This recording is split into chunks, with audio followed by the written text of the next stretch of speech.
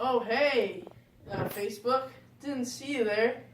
Today, well, I don't even need to say anything else.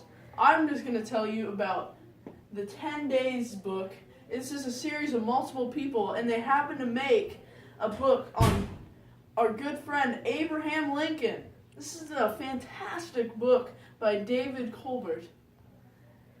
And he is just an extraordinary guy who makes fascinating books for all people to read. And it starts off on a cold day. Abraham Lincoln was just born, and he didn't have much of a family because he had his dad who always made him work, and he and his dad never really got along. And his mother died when he was at a very young age. This is a very sad story indeed. So Abraham Lincoln really didn't have that much of a mother in his life. And this woman has no background that any historians know of. So she's kind of like a mystery woman. But Abraham Lincoln got all of his talents from his mother, because his mother always strived to do the greatest that she could. So Abraham Lincoln was starting to grow up, and he finally got a stepmother. And this stepmother's name was Sarah. Sarah was a very nice woman, and she told Abraham about books. And Abraham was fascinated by all these books. Everywhere he would go, he was always have a book under his arm, just walking anywhere, going anywhere. He was just fascinated by all the knowledge.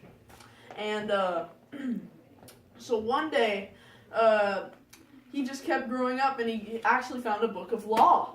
And he was fascinated by law. He's like, wow, this is awesome.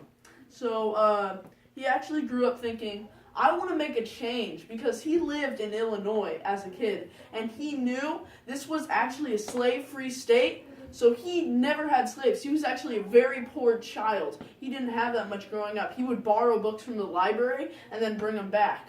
He would never buy anything. He had very few books of his own, and most of the books that were his own were law books, because he was so fascinated by them. But back to the point. Abraham, he grew up, and he really wanted to make a change. So as soon as he just kept studying, gaining popularity throughout the nation, and he, at the age of 39, reached a goal, and he made it into the House of Representatives. This was a big step for Abraham, because this is what he had been striving for his whole life, and he voted against slavery in a vote with the House of Representatives, and this was a big step for him, because he knew that he would have a strong voice in the House of Representatives, and he would give facts about each and everything he said, and it'd be always political correct. Sorry. But anyway, this book is just fascinating, and there's so many key ideal things that, you would want to know about, because whenever I was reading it, I'm like, no way. I was just babbled, So, this book, it's just, and that's not even that much of the book. That's actually, just spread out little bits and pieces of each part of the book. So if you want to know about his presidency and who he runs against and his strategies on winning and how he makes a change in our country, read the book.